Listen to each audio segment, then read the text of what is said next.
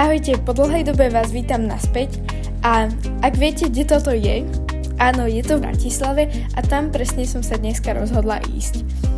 A tu už vyrážame na cestu. Najskôr sme prešli okolo Salaša Krajinky, potom sme prišli ku babke, lebo cesta bola dlhá a my sme sa išli ešte naobedovať.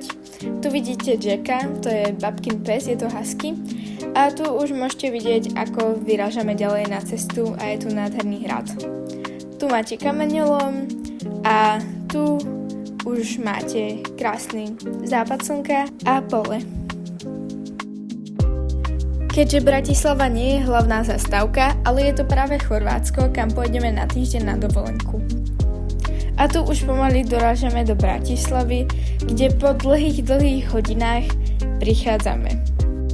A určite toto nie je iba prvá časť, určite vyjde minimálne druhá alebo tretia časť, takže napíšte do komentáru, čo by ste chceli ďalej.